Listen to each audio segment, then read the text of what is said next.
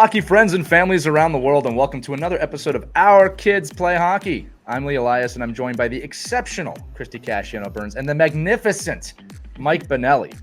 We have been asked over the years multiple times if there is a book we recommend specifically for parents on how to navigate the youth sports world. Well, my friends, we are not only going to recommend a book today, we have the author with us to answer questions for you.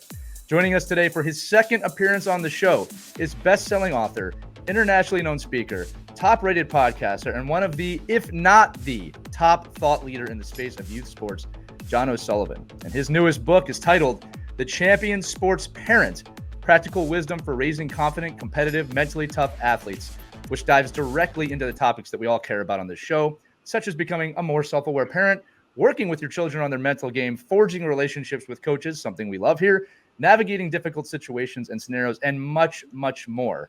With that said, we have the expert here, so let's hear from him. John, welcome to Our Kids Play Hockey. Thank you to you guys. I appreciate it. It's so fun to be back on and see you all again.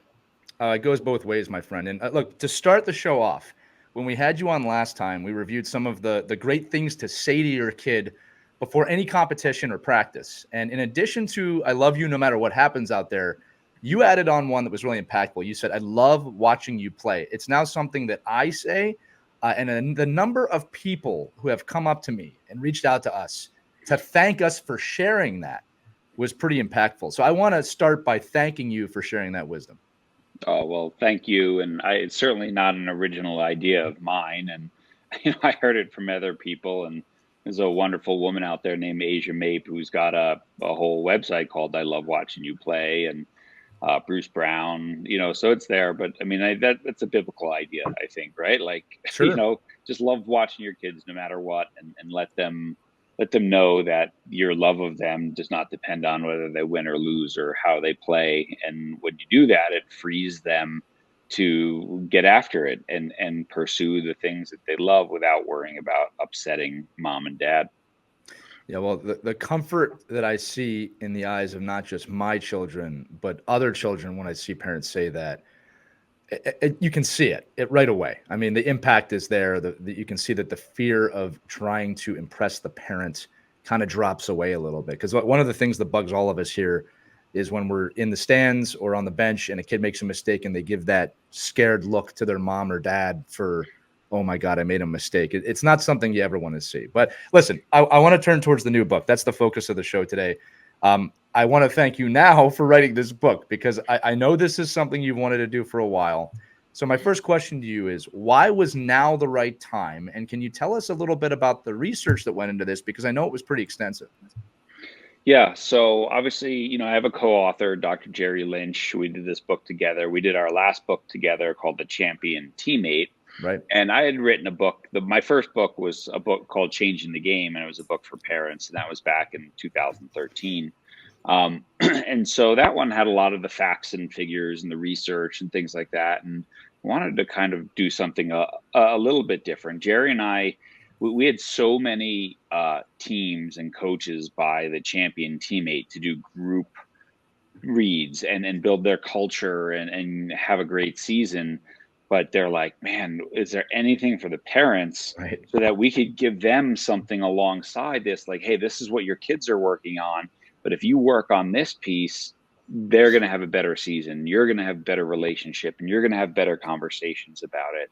And so, so Jerry and I, decided that like this was a good time to release this book. And so it was a great collaboration. Again, we split the chapters and then gave feedback to each other. And much like the Champion Teammate, we wanted it to be like, they're really short chapters. They're 4 pages. And then they have reflection questions at the end. And we would hope people would go and take the time to just sit down and, hey, what do I need to start doing to be this? Or what do I need to stop doing, that I'm doing that's hurting my kids' performance? And so, yeah, so it felt like it was the right time to do that. And with the amount of people using our book for their high school team or their club team, or tons of college teams. I actually just had a IndyCar racing team bought 130 copies Wow. for yeah. Yeah. It wasn't So Keanu Reeves, was it? He's not. I don't think no, he's it doing wasn't it. wasn't wasn't Keanu Reeves, but my son's a big car guy. When I showed him the website, I'm like, they just bought 130 of my books. My son, I think I went up like a notch or two in my son's eyes, which was nice. All right. Well, let's say I want to be a champion sports parent. What are some of the traits that I need to have? What are some of the tools I should have in my toolbox? And what makes what would give you a big F on a parent? Like, how would you grade them? Like, where do they fail? Where do they succeed? And if you could give us a list of what you say this makes a champion sports parent. Right. Well, I'll say you used a really important word there, Chrissy, which is be, right? Like it's a Right. choice. It's something that you're going to be. It's not something that you become. It's a way of being. So you can start right now by the way that you just first it starts with you.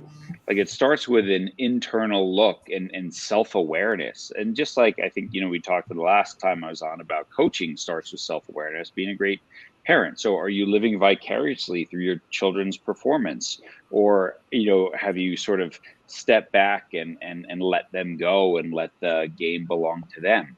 Are you, and so how do you know if you're doing that? Well, if you find yourself using things like we struck out 10 batters or we scored 3 goals today, that's a pretty bad sign that you haven't really, let go. No, your kid scored 3 goals, right? Yeah, I hear that all the time. Yeah. Yeah. Oh, we So, right. almost beat that team today. I'm like, We almost, really? no, you didn't. All right. So, if you're living and dying with every play and, Yeah. and feeling the need to yell out instructions and coach, which they probably can't hear you on the other side of the boards anyway. And if they can, it's certainly not helpful, right, Lee? Like what you're saying, like if a kid makes a mistake and they look to the stands, it's a really bad sign. Yeah.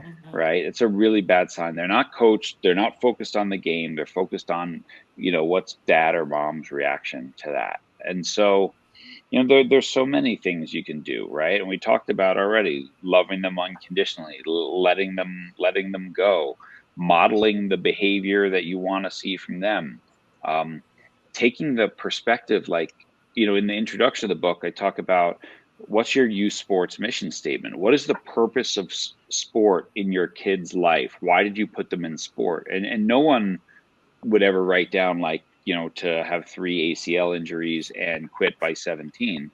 Right. And so none of this is about like not competing or working hard, but hey, I want my kid to learn to face adversity and struggle through hard times and understand what it's like to work year after year to get better at something that's really hard to do and be a great teammate and be surrounded by positive role models and all this sort of thing.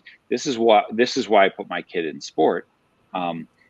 And so all the decisions, where we put our kid, how we behave, what's acceptable and what's not, should support that reason, right? And that's it. And I mean, I think, not to ramble on too much, but one of the biggest ones that I see personally is adversity, right? Like let your kids experience adversity. The scariest thing for any employer is a 25-year-old who's never failed, because they're going to fail, right? And so sport is this wonderful venue for them to do that, and for you to be the adult in the room and help them gain perspective around their failure and their disappointment. Right. Yeah. I was just going to say, John, one of the questions we have here, you just tapped on it. One chapter that I wanted to focus on specifically is called Detachment from Control. And you're alluding to that now.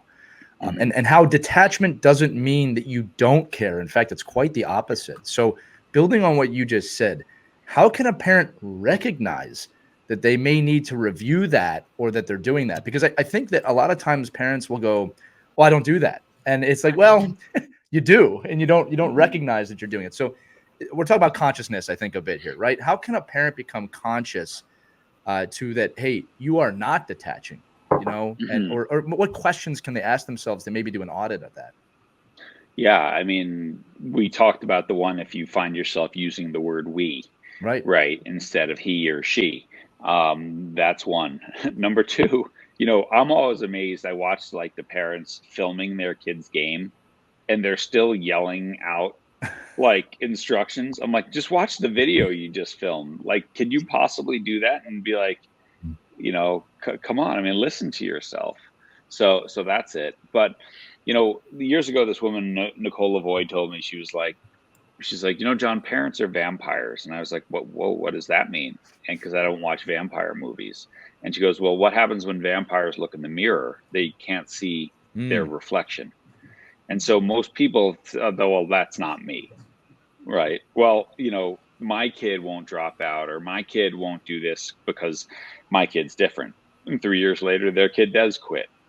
And so I think that's the thing, is just this letting go of this. And one of the easiest ways to do that is, and it's easier for me to say this now. I have a college freshman and a high school senior, so I've seen the whole youth sports journey. But sport is not something that ends when you're 18. Like, the sport is something I want my kids to do their whole life. Right. I'm 52 and, I still ski and bike, and I don't really play soccer anymore, but, I still do these things. I had my friend here talked me into pickleball this week, and, and I was like, oh no. You suck. But anyway, it's like, 6 to 16 is a small slice of a 60-year journey in sport. Right. Right. And so what happens this month really doesn't matter. Right. Really doesn't matter unless it's so psychologically, emotionally damaging that it could affect the rest of their life. And that's when, as a parent, you intervene. Right. But there's a lot of different scenarios that could create that too. I do want to dive back to the book as a whole here. There's 4 distinct sections in this book, and you kind of mentioned them in your earlier question, but they're called To Be a Better Parent, Be a Better You. I think we're talking about that right now. Teaching your child the inner game. Coaches are your allies, not your adversaries. As a coach, Mike and I thank you for writing that. And then the last one is Game Day Champion Parent Behaviors. I want to explore the order of that for a moment and why you chose to do it in that order. Sure. Well, number one, we just talk about the beginning of any great coaching is self-awareness. And Right. I think the beginning of great parenting is self-awareness, and why am I doing this and what's the purpose of this? Then the inner game, we felt like that flowed from that, simply because when you exhibit the right behaviors as a parent, then the single greatest thing that affects performance is between your ears. I don't care what sport your kid is playing, right? And what we want to do is strip away all the things in here that interfere, and that's self-doubt, bad self-talk, again, fear of letting your coaches or your parents down, all that sort of stuff.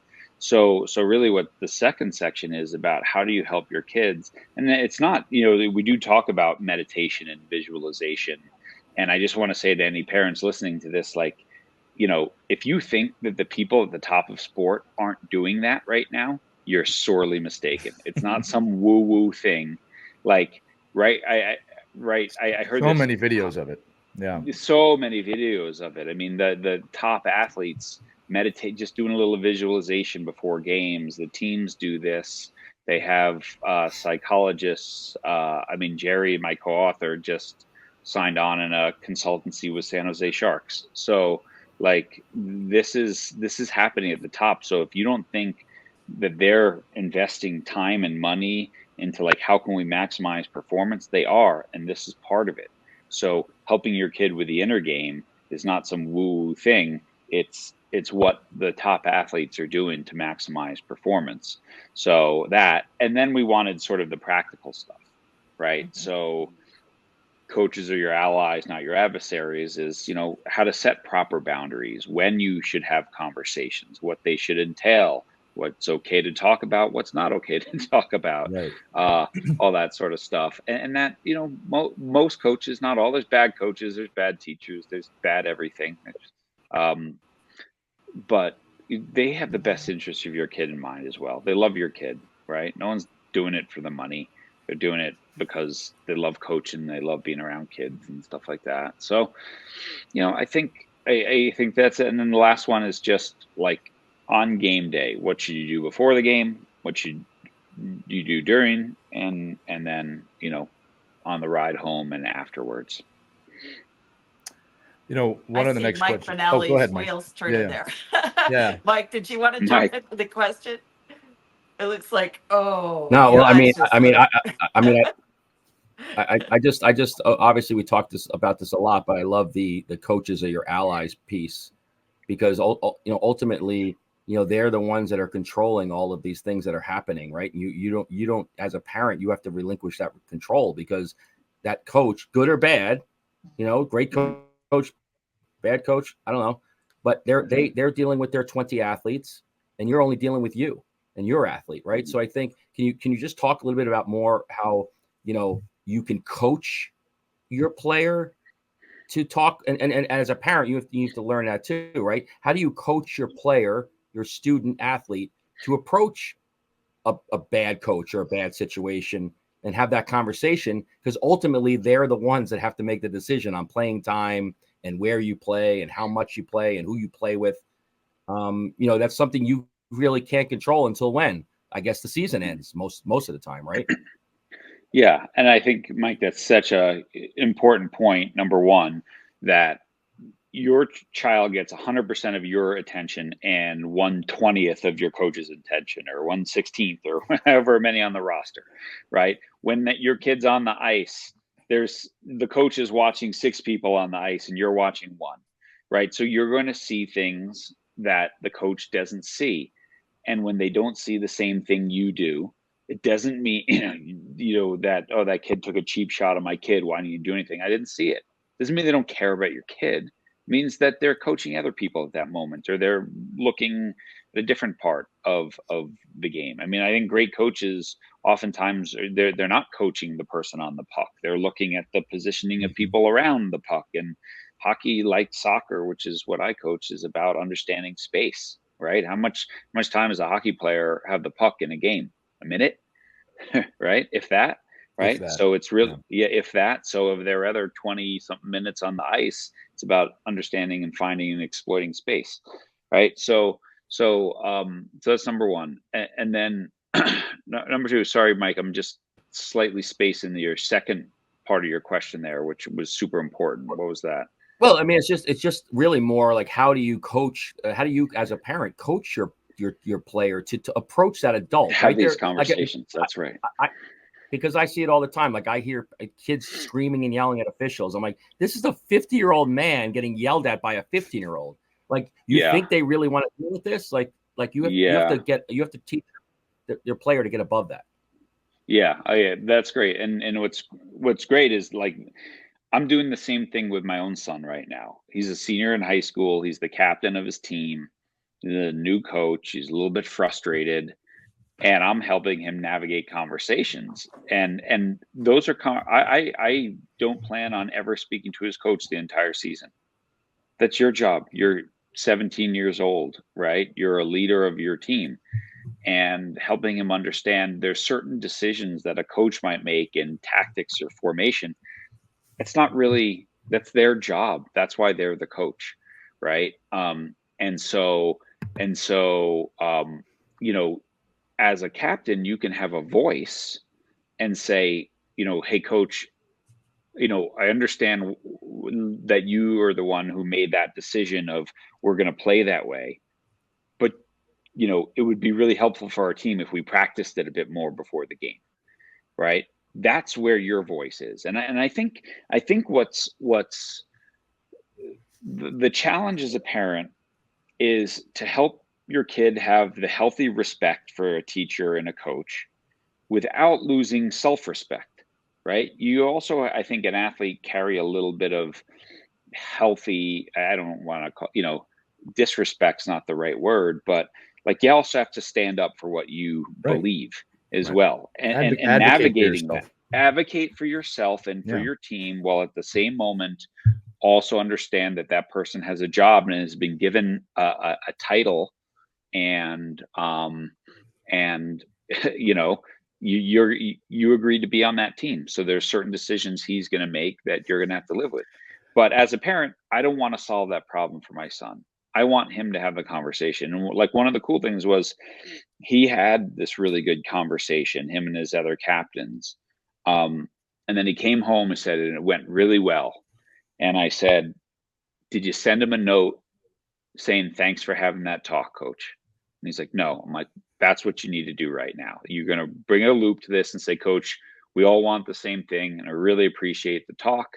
And, I think that's a great path forward for our team. Right. And he did. And then the coach wrote back and said, thank you so much. You're a great captain. You're doing a great job. Right. So that's where I, as the adult, can add in a little note of gratitude because the coach gave you a little slack. Goes a long way. John, I'm going to talk about gratitude in a moment too. I'm glad you brought that up. A quick story for you, for the parents out here, right? Just this past week, I was working with an elementary school team. So these are younger kids, kind of 10 and down. And we were in a situation, and parents, listen, this also is a great example of how we were watching all the kids, and we're not always focused on one kid. But there was a situation where we had two teams, an A team and a B team on the ice at the same time, and we were rotating some kids through both teams, right? Just to see kind of how they fit into these different environments. And I won't say who, obviously, but I saw one of the mothers after the game, and I felt like something was a little bit off. And I kind of, asked everything okay, yeah. And then I got a call from the father later that night, not in an aggressive way, but just kind of like, well, like what was going on? Because my son went from this team to that team, and we thought he was relegated down to this other team, and he felt this way. And so I explained the situation to them, obviously, of like, look, we were just looking at different kids. I understand your point.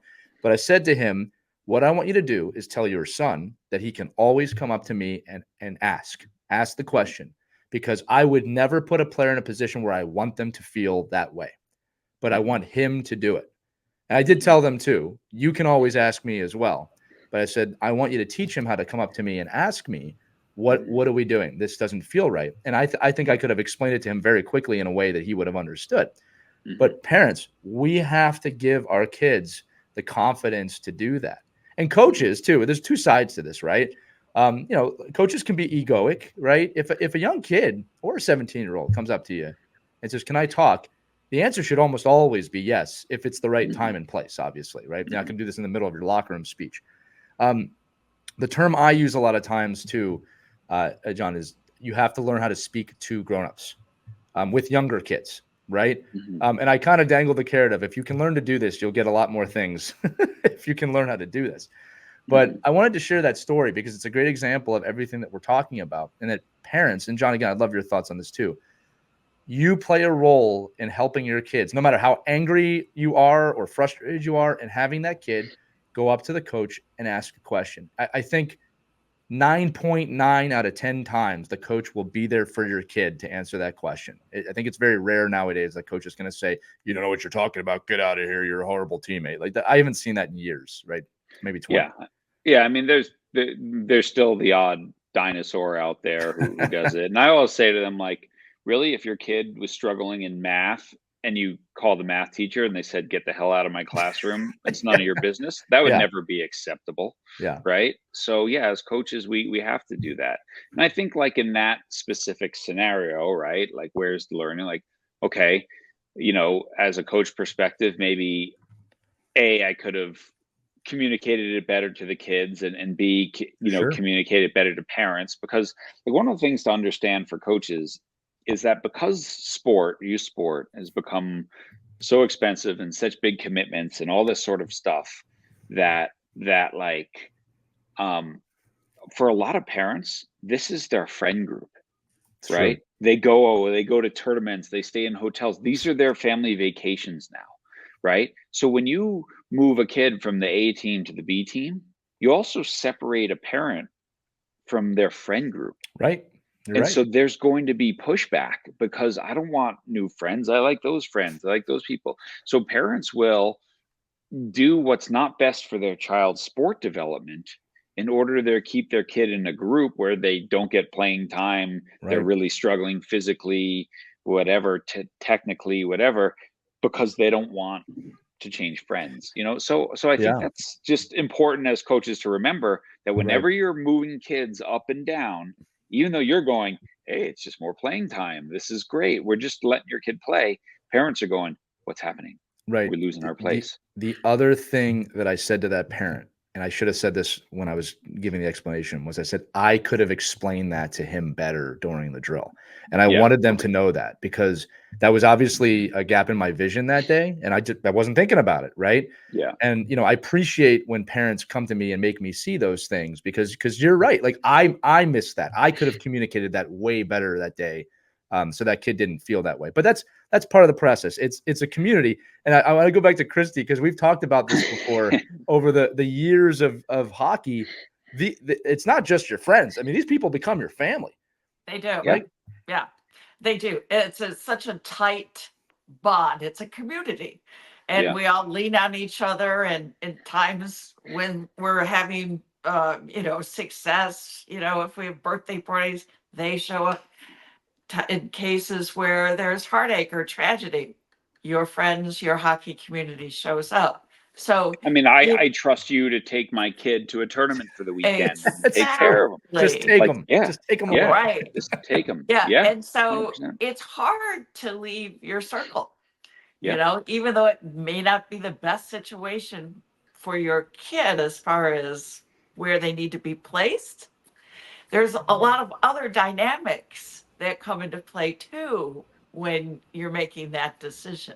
Like I know that I can rely on, Joe and Kelly to take my kid to a tournament. If I hop to another team, is that going to happen? Or my So there practice carpool or whatever it is. There's a lot of exactly. lot of Yeah. pieces that So play into it. a lot of pieces. So it's tough, when you're trying to decide, do we jump? Do we keep them here?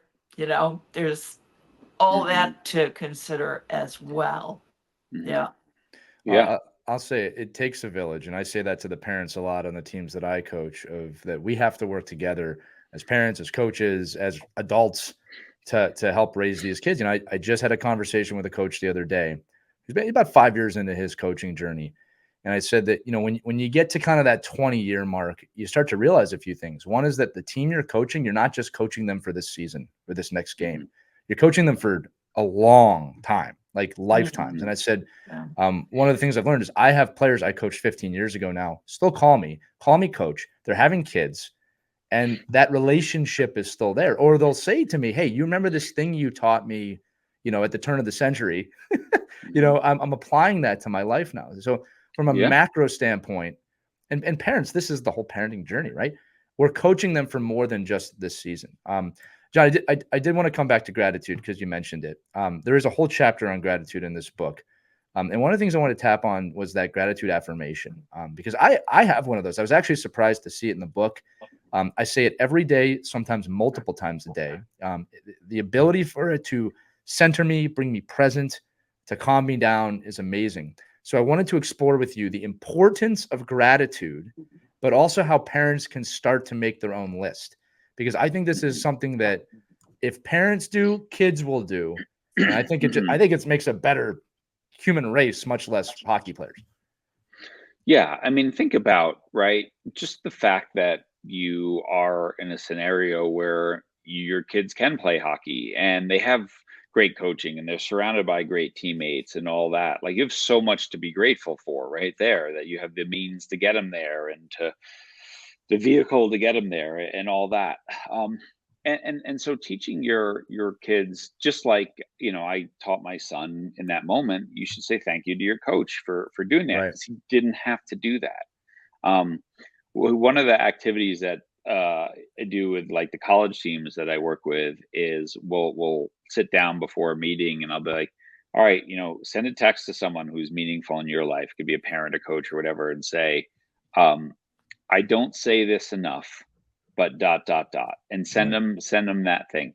And then sure, turn your phone off and we'll do our 60-90 minute session as a team, right?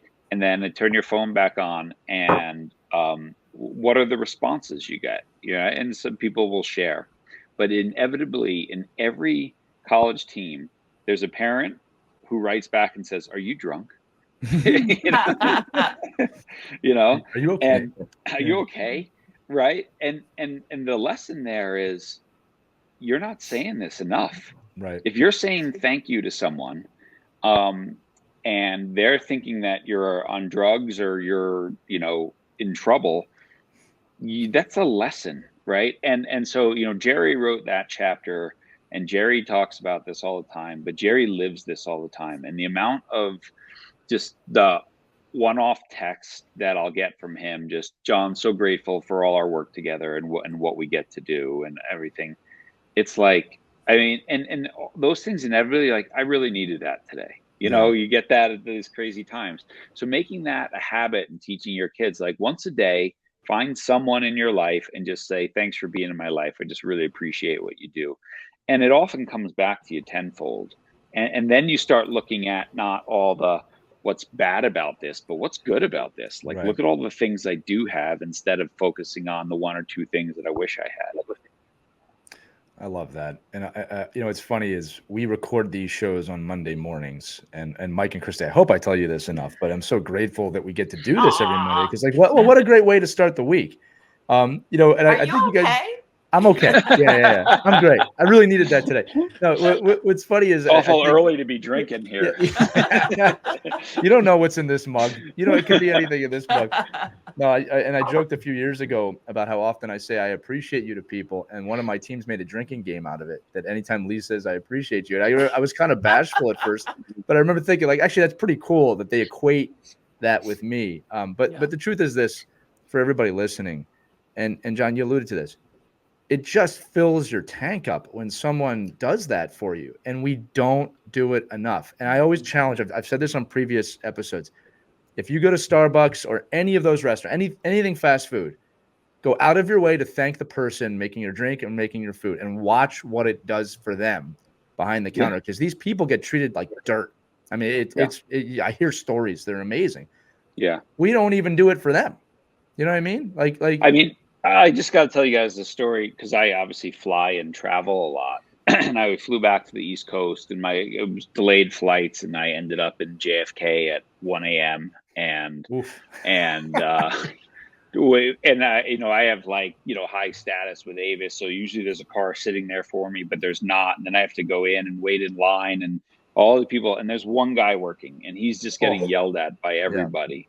And he's just miserable. He's not working any faster because you're yelling at him or whatever.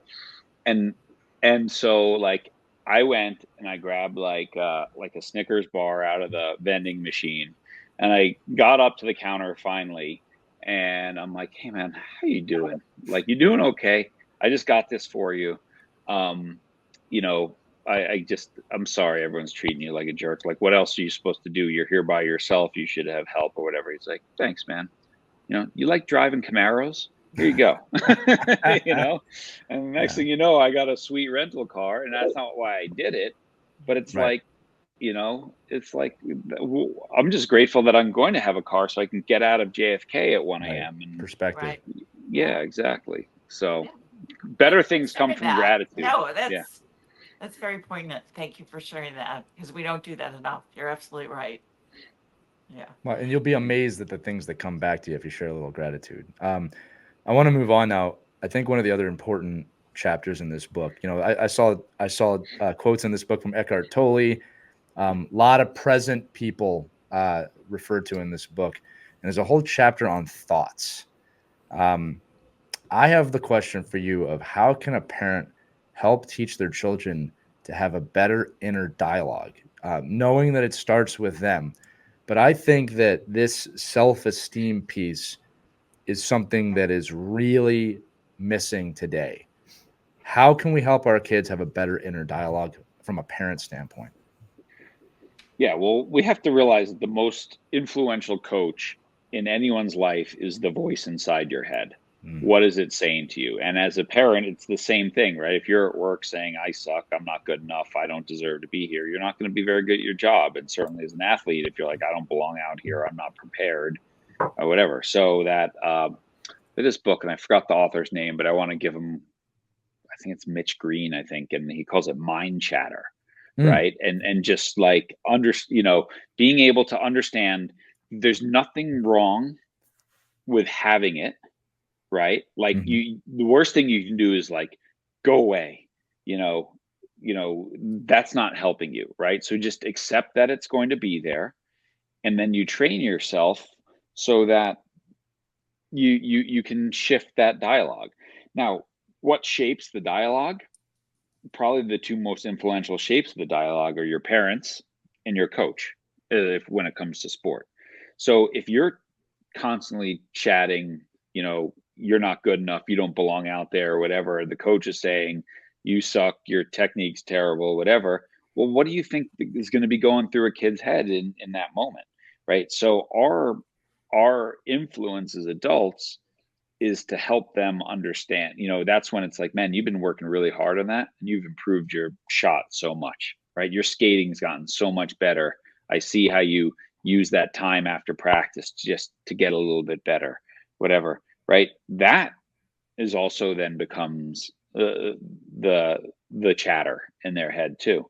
So, I do it, right? Like, I get on a podcast, like, I hope I don't suck here or whatever. And, when I go to give a talk, you doubt creeps in, and then, you need to have trained yourself and developed the competence to be like, no, I'm prepared for this moment. Right. I'm ready for this moment. And bad stuff's going to happen because that's what happens in sports. It's unpredictable. It's uncertain, and fear is going to arise, but it's okay to be scared, right? You know, the guy standing over the 3-foot putt to win the Masters is scared, but he's developed the tools to not let that take over everything, right? And so this is it. So as parents, mind your words, right? What you're saying to your kids. Hopefully, put them with a coach who's not falsely positive. That's bad as well. But they can't be someone demeaning them and berating them all day long, and then thinking on Saturday they're going to miraculously do fine and forget all that. No, of course, if they make a mistake, they're going to probably, crumble. And at a young age, especially the younger half of youth sports, coaches play such an important role in building that.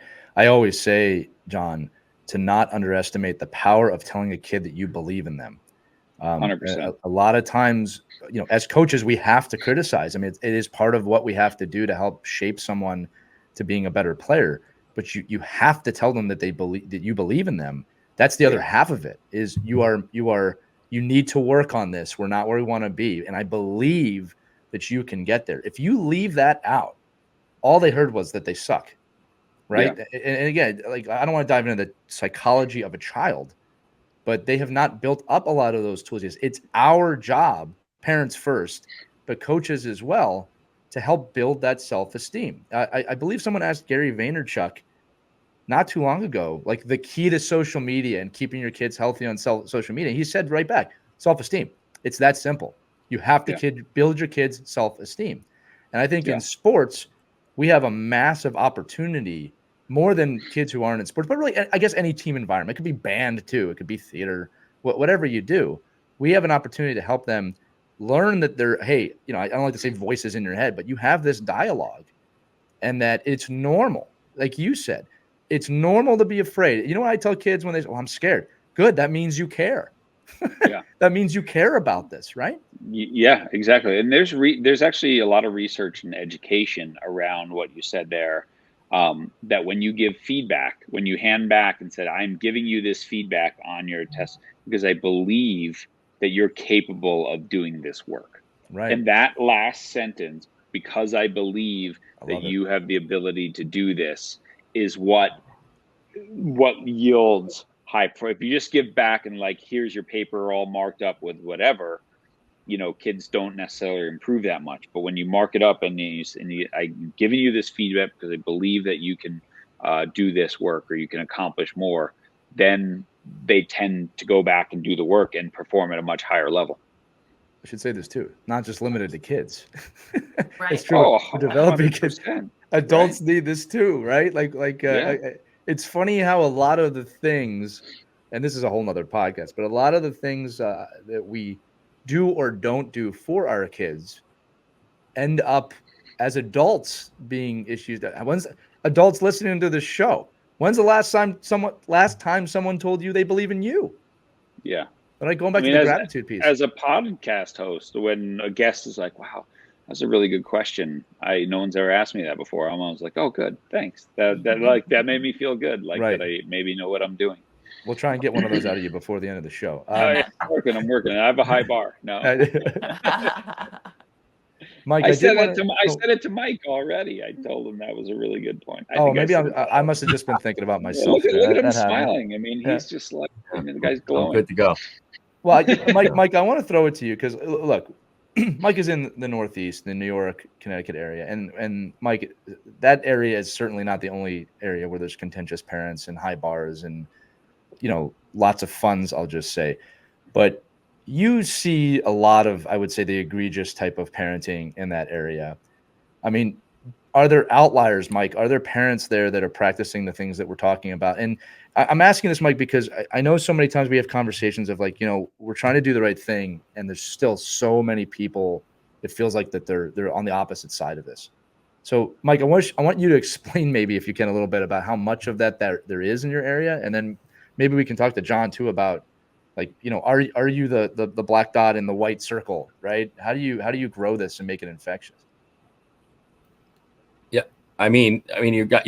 I was on Long Island just actually last weekend, and I think it's the region that we're in here in the Northeast. I think what happens is, and John, I think your book has become kind of a Bible for a lot of this, right? For parents and coaches, because there has to be somebody speaking about this. And I really think a lot of it stems from the way our organizations are set up now that almost puts parents in a situation to not be as sane as we should be. I mean, I think it's just, because now the expectations are getting higher and higher at lower and lower ages. And maybe, all the self-talk and all, but that really stems from the way our organizations are set up, right? I mean, do you think because of the influx of less rec and more paid for play, this is why this is coming to a head right now? 100%. I mean, that's a great question, Mike. Thank you. There you go. Right. But I think that's right. So we have this fear of missing out, right? And as sports have become more competitive and more younger, as a parent, you get really scared. Oh, my kid likes hockey. And we just had a great season and he's on this team. Oh, wait a sec. 4 of his teammates are going to speed skating camp or they're doing this camp, but we were going to go to the coast, but now we can't because we better put our kid in camp so they don't fall, right? And it just becomes this like self-fulfilling prophecy of, and young kids, 8-year-old will comply, right? But if it's not driven by them, if they're not the one intrinsically motivated to, like, you can't motivate your kid to love hockey. They got to love it themselves. You have to create the environment where they fall in love and like cultivate it. Yeah. And cultivate it. And some kids, they love it and they're around it. And other kids are like, nah, you know what? I'd rather, play some baseball this spring or something like that. And as a parent, that's where you have to be like, okay, well, you know what? You might fall behind, but in the long run, maybe you'll catch back up later because at 15, you'll be super excited about hockey. And those other kids who have just played hockey 12 months a year are like, they're done, right? And like, to me, the scariest thing is you see like a 12-year-old showing up for practice and they're not excited to be there, right? Because their whole life is just scheduled and filled, and they've lost, to go back to Christy's early question, they've lost control of the experience, right? It's just their parent, you have to do this, you have to do this, you have to do this. And so, yes, being a Long Islander, it is an epicenter of this keeping up with the Joneses, don't miss out. And it's not just in sports, it's in academics, it's in everything. And there's because of social media, because everything's so public, there's so much, it's so easy to compare yourself to everything else. And so it's just that ability to take a deep breath and be like, if my kid wants this path, I will help them on this path. and understanding, okay, well, what do you want if my son, or daughter, like, what do you want out of hockey? Well, if you want this, you might have to do this, right? And these were the conversations that I would have with my kids when they were like, I think I want to play college soccer. Or I'd be like, okay, great. Well, you see that player over there who wants to play college soccer? She 3 days a week, she's doing extra stuff and you're not. So you either need to do that, or you probably shouldn't say, I want to play college soccer, right? And that's okay. There's nothing wrong with not wanting to do that. But don't, so as the parent, I give them that perspective. Like, Right. if you want this, then you should do this. But if you don't want that, hey, no problem. I don't think enough parents have that But conversation with their kids. Yeah. Frank, Yeah. honest discussion, and even letting them know, if you don't want to do this, it's okay. You don't Right. want to Totally go okay. to that clinic or be at the rink 5 days a week. That's Mhm. okay. I Yeah. don't think enough parents step up and have that conversation with the kids. I agree with you, Christy, because I Yeah. think a lot of parents are. I don't like to always say the term living through their kids, but they don't want Right. it to end because of, full circle here. Their True. friends are there. The other kids are there. They don't want to be looked at as a quitter. And the Right. thing is that at least in my estimation, while I care a lot about the other families, and I really do, and the kids, I'm not in this just for that. My kid is primary. And I think we said on an episode once before that really every season you should be having that kind of tap of, hey, we good? You like this? You're enjoying this? And Right. asking great questions of your kid. Right. Look, I am obsessed with hockey. I have no problem admitting that. I love this game so much, but I have gone out of my way and knowing that this might hurt me to say to my kids, this is something that I love. It Right. may not be something that you love, and I want you to make sure that you do love it if you're going to keep doing it. Now, thank goodness it seems to have gone that way, that Right. my kids come up to me, I loved it, I love playing, but my daughter says, I love softball. And you know what, my brain goes, you know what, let's do more softball then, because that's what you're Exactly. telling me that you love. Where I Right. could be like, you're a hockey player, no softball. Let's Yeah. but It's now I very made it easy about to me. get clouded, and sometimes it's tough to have that clear vision. 100%, 100% Yeah. as a parent. Yeah.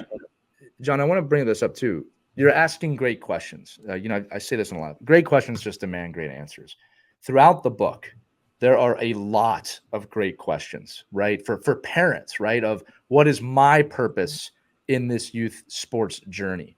I love that at the end of many chapters or several chapters, you ask basically, what am I doing well? What can I improve on in these situations? Um, Not that we have enough time to do this, but do you have some just great questions maybe that parents, almost like a pretest before reading the book, can start to ask themselves or ponder? Because everybody should be getting this book for obvious reasons, but what are the great questions parents should be asking? Yeah, so all the chapters have these questions at the end, at least sort of, two or three, right?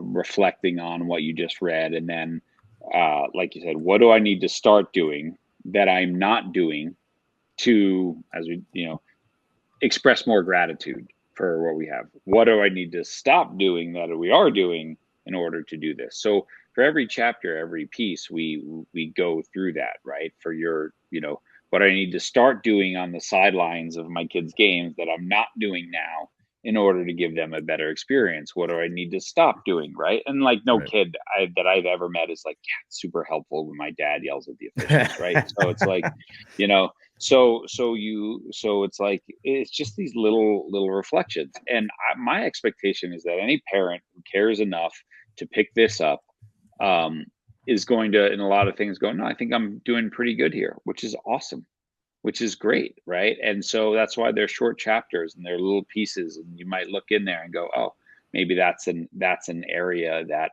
I don't know about, or maybe I could be better at. And so it's always about reflecting. And Jerry, who's oldest kid is 40 and youngest is 30, right? And mine who are 17 and 18, and like, I'm still asking these questions and constantly like, how can I help more in this moment? How can I not, right? After a game, if my son doesn't have a great game, and you know and if I'm upset about it, and he wants to talk about the game, I have to go, you know what, this is probably not a great time to talk about it. Let's just wait till morning. Right. Right. You know, that self-awareness that I'm not going to be able to give helpful advice in this moment is huge, versus forcing advice down his throat when he doesn't want to talk about it, which is even worse. Self-awareness is the key point there. And like, look, I always like to be vulnerable on the show. I struggle with that. And what I mean by struggle is that every time I get in the car, and I look, I will pat myself back. I rarely, if ever, bring up the game or the practice, but it is hard for me to get in that car and keep my mouth shut. But the self-awareness piece of, Lee, don't do it. Right. Like, and I had to teach myself to do that.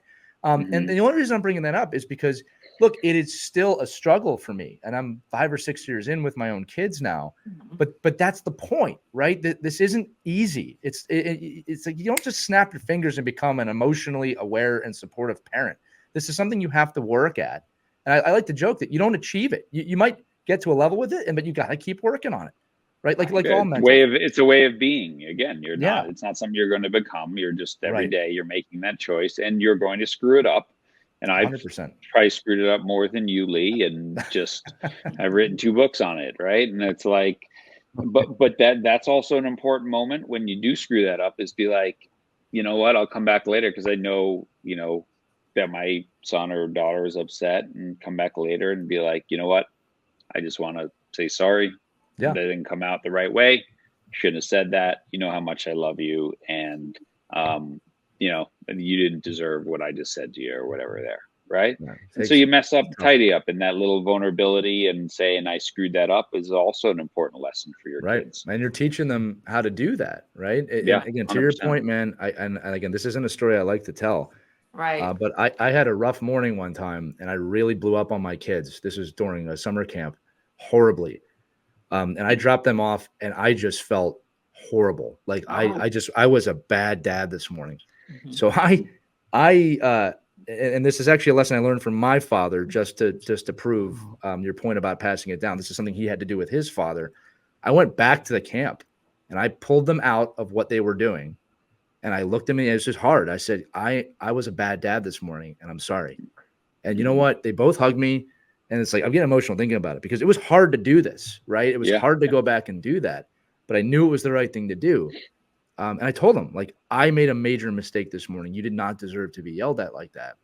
And look, the immediate forgiveness was awesome from the little kids, but I'm so glad I did that, because I don't want to live with that feeling. Yeah. B, the thought did creep through my mind of, what if something happens to me today, and that's the last interaction I ever have with them? And that scared the hell out of me, right? And we never know. That's a heck of a question to ask yourself. It crept through my mind, and it's just like, look, I also acknowledge, like, it's not. I have the ability that I could go do that day. That's not something everybody can do, but it felt wrong, and I wanted them to see also that I made a mistake. I want them to see me admitting that, right? Because let's be honest, parents, we all question, did you do this? Did you do this? Well, if you're not willing to admit anything you did wrong, why would they? Right. Yeah. So again, wow, tough. I didn't expect that to make me so emotional. But you know what? As a coach, as a parent, you might not have the ability to drive back to camp. But if your kids have a phone, you can send a quick text. Man, sure. I screwed up this morning. I'm sorry. Right after practices, if I didn't catch a kid at the end that maybe I was a little hard on, I'd send a note just being like, hey, man, there's always a way. Wanted you to know that. I read this definition, and I think this is important for people to understand. It was a definition of trust, right? As a coach, as a parent, we want our athletes, we want our kids to trust us. And it said trust is the ability to predict how someone's going to behave in every situation. So I, as a child, I need to be able to predict how my parents are going to react, if I spill my cereal, right? And if one day you laugh and the next day you smash the bowl on the floor, that creates a very uncertain child, right? If I'm fooling around in practice or whatever, and coach is fooling around with me on Monday, and then on Tuesday rips my head off for fooling around, well, like, I don't know what's okay here and what's not, right? And so that consistent behavior. And so, like, for me in the car after a game, my daughter would always be like, Dad, how did I do? She always brought it up. My son has never once brought it up. He's like, Dad, where's the food? You know, and then that's it, right? And it's like, so when my daughter would bring this up, regardless of how, if I thought she had a great game or a poor game, I would always say, well, what went well today? And well, what needs work? What didn't go as well? Right. And what can you focus on in practice this week? Best game, worst game, there's always something to learn. There's always something that went well. There's always something that needs work. And that consistent response, I think, didn't ever make her afraid to ask, how did I do? Because, you know, she knew how I would respond in that moment. I love that. I love Yeah, that you bring up a question. good point. If your kids want to talk about it, we always say don't coach on the ride home after a game, but there are times where the kids bring it up and they want to talk about it. And I think that you can have healthy conversations if they bring it up and they want to talk about it, you know, Yeah, as without long being as you're not judgmental. too Yeah, emotional to have a right. rational conversation, Yeah. then yeah, please Well, do. and I want to bring this up real quick. We're getting close on time here, so I'll keep this brief. I've had the opportunity to speak to a lot of older retired professional athletes who almost all grew up in a time when they would get in the car, their parents or dad would say, "You sucked today. You were horrible today." Like, and there was a time in their career they'd say, "Well, that really motivated me to try harder." But now that they're retired and they're past their pro career, there's not one of them now that says to me, "Man, that was great. I'm so glad that they pushed me." They talk about actually the emotional scarring that caused, and that they probably would have pushed just as hard having not heard that. It's the type of person that they are, right? And I'm only bringing that up because I know for a fact there are parents out there like, "Well, listen, tough love works, and you got to tell them when they're bad. You got to tell them that they're bad." And I'm just trying to say there is a way to do that that is way more conducive and will not emotionally scar your kids than saying, "Wow, you sucked today. Walk home." Right? There's no study that shows that that's effective in the way you want it to be. Right? No, And it's a but family plenty pattern. that show that it's not effective and Right. whatever.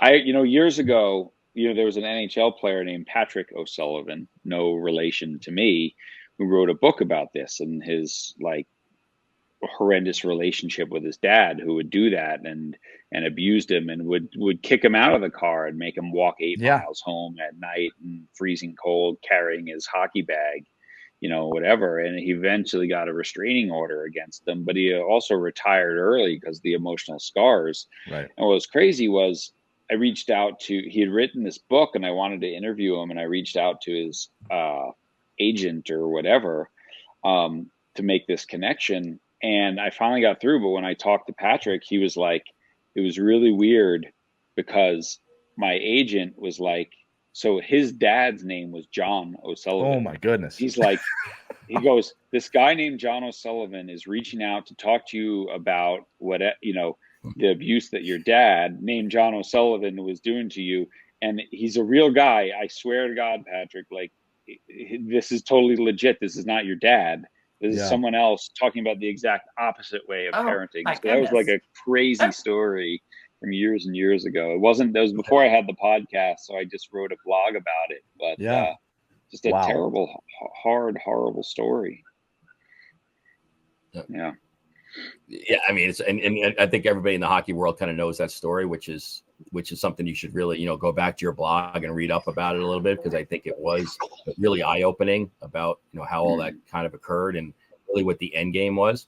But I know in your book, and again, in full disclosure, I use these Monday morning podcasts as a great way for me to kind of reset my week and almost remember. You just remember, my God, like I do all this kind of research, and I just left the car, 15 hours ago saying this or that, or didn't say this or that. I mean, one of the things I would preface, from parents in the car when the kids do ask you, make sure you're knowledgeable about the answer you're giving them, because it goes back to that undermining of the coach and undermining of the team. And, again, if you can be in platitudes of, just listen to your coach, and we trust your coach, and maybe this is the type of what you should be doing kind of thing. Just be careful about how much you give advice if you really don't know, anything about what that player is asking.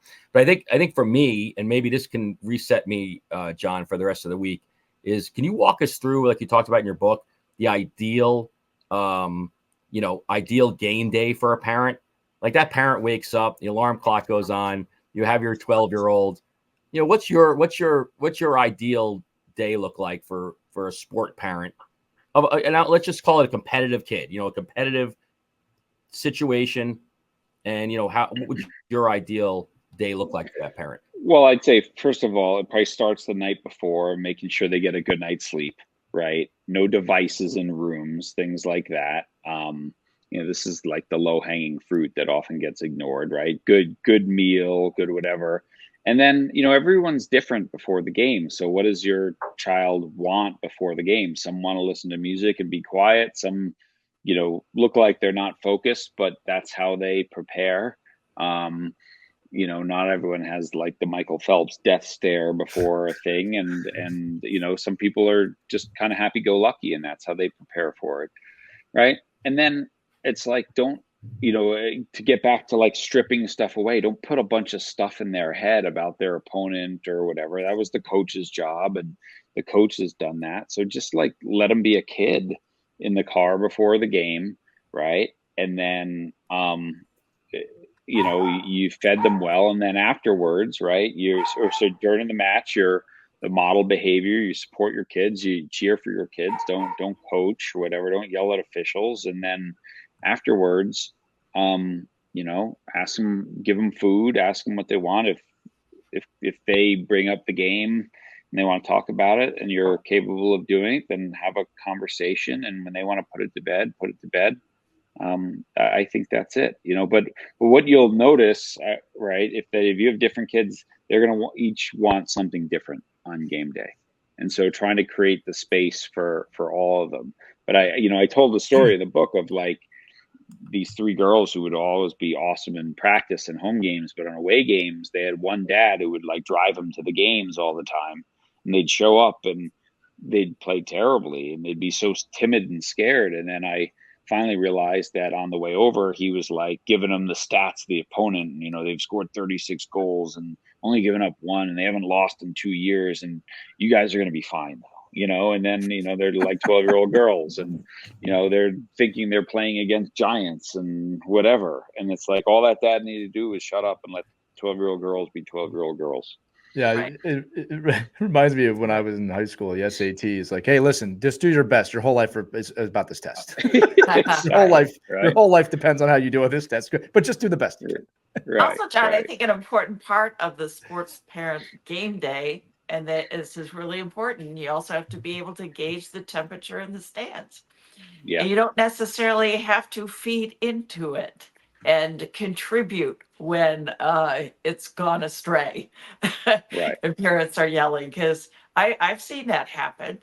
Parents just get caught up into a few parents start, and then everybody chimes in. And before you know it, it gets pretty ugly.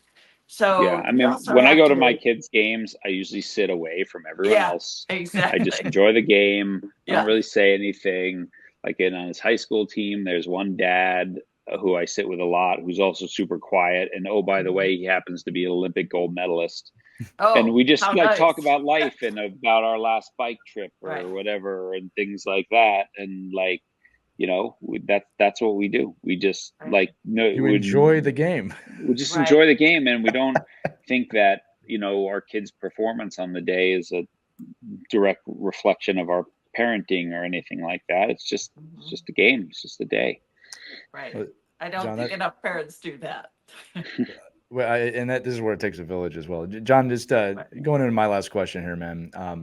Our guest last week actually is a huge fan of yours, and he quoted you saying, "Hey, win the race to the right finish line." I thought it was funny that we had you on the week after, but I told him that he was flattered by that. But in the heat of youth hockey, it's really something we can lose sight of. We often focus on the results of the game and not the results of developing a human being. Can you talk to us about how developing the human more often than not develops the athlete? Yeah. I mean, there's a great quote. I got to remember this guy's name. He was a college baseball coach, and when he was very famous, and someone asked him about why he treated all the people on his team so well, and he said, one day when I die and I go to the pearly gates, and I don't want, God to say, I gave you 600 boys to turn into men and you turned them into baseball players. Right. That's And it's good. like, and I think that's when we're a coach, that's, what we're doing. Like we are tasked with developing the person first, because the chances of anyone going pro on our team are very close to zero, and maybe being a college athlete is a single digit percentage, and a high school athlete maybe it's a little higher, but it's like, but the fact that they're all going to grow up and can take what they learn in these moments to become moms and dads and accountants and lawyers and firefighters and whatever, like that's what we're doing, right? And if we do that, it certainly doesn't hurt their chances if they happen to have the genetics and the drive and the hard work and the luck to be a really high level athlete.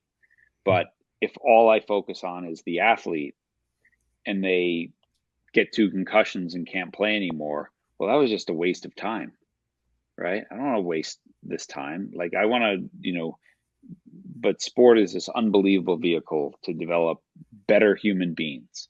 And, again, as a parent, sometimes that means your kid's going to struggle and they're going to have hard times and there's going to be tears. And that's when they need you the most, not to cut the legs out from under their coach or whatever, but to be like, well, what did you learn from this today? What did you learn from getting benched? What did you learn from, getting moved down to the B team? What's good about this? That's when they need our adult perspective. And that sadly is sometimes the time when parents fly off the handle to fix everything for their kid instead of saying, you know what, this is the moment for growth if I let growth happen. I love it, John. And unfortunately, depending on how you look at it, we're out of time here. I always love when you come on. I look forward to these episodes every week, but it's very special when you come on because I think you speak directly to the audience, to us. You're an expert in the field. As I said in the open, you are a thought leader in this space. And, when you get to the pearly gates, it's not just going to be 600 baseball players. It's going to be lots of people becoming adults and learning. But Mike and Christy, anything before I close this out? Yeah, I mean, you said it right. And one of my favorite coaches for my daughter always said, we're not just raising good hockey players here, we're raising good people. And you got to keep that focus, everybody. That's very important. Don't lose sight of that. Anything from you, Long Island? Yeah, great stuff. And look forward to seeing some more information come out from you, John. Awesome. Thank you all. This was really fun. That was fun for us too. For those of you listening, the Champion Sports Parent, it's available now. You asked for our recommendation. This has the highest of recommendations from this panel here today with John O'Sullivan. That's going to do it for this edition of Our Kids Play Hockey. Again, make sure to check out John, not just the book, but the Changing the Game project. Plenty of resources and information. If you are driven to be a better parent, a better coach, even a better player, this man's resources are something you want on your radar. And if you're listening to this show, we know that you do. So thank you for making the full hour with us. We'll see you on the next Our Kids Play Hockey, everybody. Take care, skate on, and have fun. We hope you enjoyed this edition of Our Kids Play Hockey. Make sure to like and subscribe right now if you found value wherever you're listening, whether it's a podcast network, a social media network, or our website, ourkidsplayhockey.com. Also, make sure to check out our children's book, When Hockey Stops, at whenhockeystops.com. It's a book that helps children deal with adversity in the game and in life. We're very proud of it. But thanks so much for listening to this edition of Our Kids Play Hockey, and we'll see you on the next episode.